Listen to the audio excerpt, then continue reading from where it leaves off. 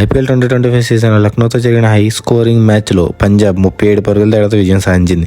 ఈ విజయంతో 2014 IPL season తర్వాత మళ్ళీ ఇప్పుడు పాయింట్స్ టేబుల్లో 15 పాయింట్స్ సాధించింది. అంటే అర్థం చేసుకోవచ్చు పంజాబ్ ఈ సీజన్లో ఎంత ఇంపాక్ట్ చూపించిందో అని. ఇంక ఈ మ్యాచ్లో అయితే పంజాబ్ బ్యాట్స్మెన్ రెచ్చిపోయి ఆడారు. ముఖ్యంగా ప్రభు సిమ్రాన్ అయితే రెచ్చిపోయి 91 పరుగులు చేసి విజయంలో కీలక పాత్ర పోషించారు. బ్యాట్స్మెనే కాదు, బౌలింగ్లో హర్షదీప్ సింగ్ బీభత్సం సృష్టించాడు. ఫస్ట్ 3 ఓవర్స్లోనే 3 వికెట్లు పడగొట్టి లక్నో నడ్డి విడిచారు. అయితే 21 పరుగుల వద్ద ఉన్నప్పుడు ప్రభు సిమ్రాన్ ఇచ్చిన క్యాచ్ని పురాణ్ వదిలేయడంతో లక్నోకి చాలా డ్యామేజ్ అయింది. అది పట్టు ఉంటే ఖచ్చితంగా మ్యాచ్లో గెలిచేవారేమో. మనకు తెలుసు క్యాచెస్ విన్ మ్యాచెస్ అని. అది ఈరోజు మరోసారి ప్రూవ్ అయింది. తప్పక గెలవాల్సిన మ్యాచ్లో లక్నో ఈ మ్యాచ్ని జారవిడిచింది. ఇక ఈ టీంకి మిగిలిన 3 మ్యాచెస్ పక్క గెలిస్తేనే ప్లేఆఫ్స్కి వెళ్ళే ఛాన్స్ ఉంటుంది, లేకపోతే కష్టమే. టాస్ ఓడి బ్యాటింగ్ వచ్చిన పంజాబ్ టీం ఫస్ట్ ఓవర్లోనే ప్రియాన్స్ వికెట్ కోల్పోయింది. అయితే ఈ మ్యాచ్లో ప్రమోషన్ పొంది 1 డౌన్లో బ్యాటింగ్ వచ్చిన జోస్ ఇంగ్లీష్ మంచి క్యామ్ ఇన్నింగ్స్ ఆడాడు. కేవలం 14 బంతులను 30 పరుగులు చేశాడు. ముఖ్యంగా సెకండ్ ఓవర్ వేసిన మయాంక్ యాదవ్ బౌలింగ్లో హ్యాట్రిక్ 6లు కొట్టి 20 రన్లు పిండుకున్నాడు. ఒక పక్క ఆకాశ్ మహారాజ్ బాగానే బౌలింగ్ చేస్తున్న మరో ఎండ్లో మయాంక్ రన్స్ ఇచ్చేసేవాడు. మయాంక్ తన సెకండ్ ఓవర్లో కూడా ప్రభు సిమ్రాన్ దెబ్బకి 2 6లు 1 4తో 16 రన్లు సమర్పించుకున్నాడు. వీరిద్దరు హిట్టింగ్తో కేవలం 4.1 ఓవర్లోనే పంజాబ్ 50 కంప్లీట్ చేసుకుంది. అయితే అదే ఓవర్లో ఆకాష్ బౌలింగ్లో జోస్ ఇంగ్లీష్ అవుట్ అయిపోయాడు. అయితే వీళ్ళిద్దరి మధ్య కేవలం 22 బంతుల్లో 48 పరుగులు భాగస్వామ్యం వచ్చింది. తర్వాత వచ్చిన కెప్టెన్ కూడా రన్ రేట్ ఎక్కడా తగ్గకుండా చూసుకుంటూ 10 ఓవర్స్లోనే స్కోర్ని 100 దాటించారు. అయితే అప్పటికే దిగ్వేష్ బౌలింగ్లో 6 కొట్టి జోరు పెంచుతున్న టైంలో శ్రేయస్ 25 బంతుల్లో 45 కొట్టి అతని బౌలింగ్లోనే అవుట్ అయిపోయాడు. అయితే అప్పటికే వీరిద్దరు ముఖ్యమైన 78 పరుగులు భాగస్వామ్యం ఏర్పరిచారు. తర్వాత వచ్చిన వజేరా కూడా చిన్న క్యామ్ ఇన్నింగ్స్ ఆడి పెవిలియన్ చేరాడు. ఆ తర్వాత వచ్చిన శశాంక్ సింగ్ ధనాధన్ ఇన్నింగ్స్ ఆడి 15 బంతుల్లో 33 పరుగులు చేశాడు. ముఖ్యంగా 18th ఓవర్ వేసిన ఆవేశ్ ఖాన్ బౌలింగ్లో శశాంక్ 2 4లు, ప్రభు సిమ్రాన్ 6 4 కొట్టి 90లోకి ఎంట్రీ ఇచ్చాడు. కానీ అన్ఫార్చునేట్లీ సెంచరీకి 9 పరుగుల దూరంలో 48 బంతులు 91 పరుగులు చేసి అవుట్ అయిపోయాడు. చివరిలో స్టోయినిస్ 5 బాల్స్లో 15 కొట్టడం వల్ల స్కోర్ 236కి చేరుకుంది. పంజాబ్ చివరి 5 ఓవర్లలో 75 పరుగులు చేసింది. ఇంకా బౌలింగ్ విషయానికి వస్తే ఒక ఆకాశ్ మహారాజ్ తప్ప మిగిలిన అందరూ పరుగులు సమర్పించుకున్నారు. ఆకాశ్ 4 ఓవర్స్లో 30 రన్స్ ఇచ్చి 2 వికెట్లు తీసుకున్నాడు.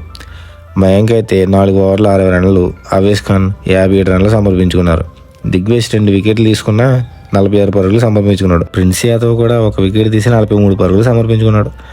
మొత్తానికి ఎల్ఎస్జీ బౌలర్స్ ఎక్కడ పంజాబ్ బ్యాటర్స్ని ఇబ్బంది పెట్టలేదు. 4 ఓవర్స్ అనుకుంటా బిలో 10 రన్స్ ఇచ్చారు. మిగిలిన అన్ని ఓవర్స్ అబౌట్ 10 రన్స్ ఇచ్చేసారు. ఇంకా చేజింగ్ విషయానికి వస్తే పవర్ ప్లేలో హర్షదీప్ సింగ్ రెచ్చిపోయాడు. తన బౌలింగ్లో ఎల్ఎస్జీ వాళ్ళు ఎక్కడ రన్స్ కొట్టలేకపోయారు. పైగా తన సెకండ్ ఓవర్లో 2 వికెట్లు తీసుకున్నాడు. ఫామ్లో ఉన్న మార్క్రమ్ అండ్ మార్ష్ని ఇద్దరిని పెవిలియన్ చేర్చాడు.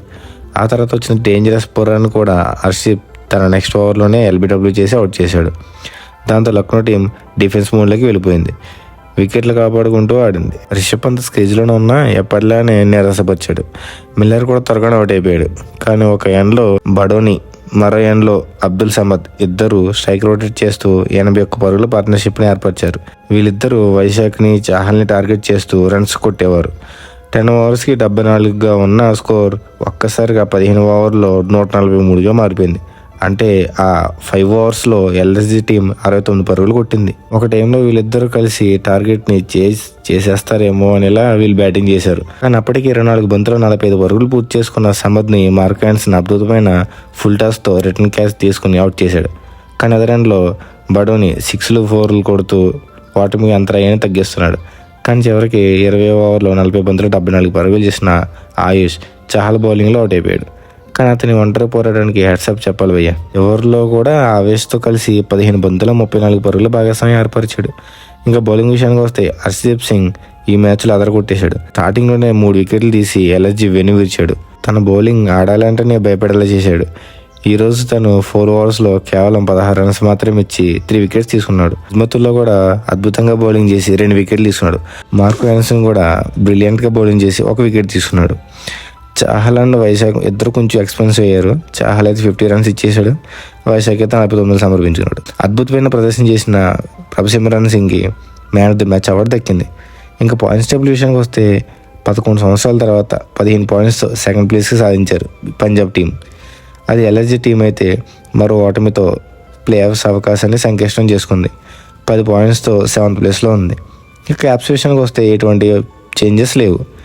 ఆరెంజ్ క్యాప్ విరాట్ కోహ్లీ దగ్గరే ఉంది, పర్పుల్ క్యాప్ ప్రసిద్ధ్ కృష్ణ దగ్గరే ఉంది. Thank you for watching. మీకు ఇలాగే క్రికెట్ రివ్యూ వీడియోస్ కావాలంటే తప్పకుండా మన ఛానల్ని సబ్స్క్రైబ్ చేసుకోండి.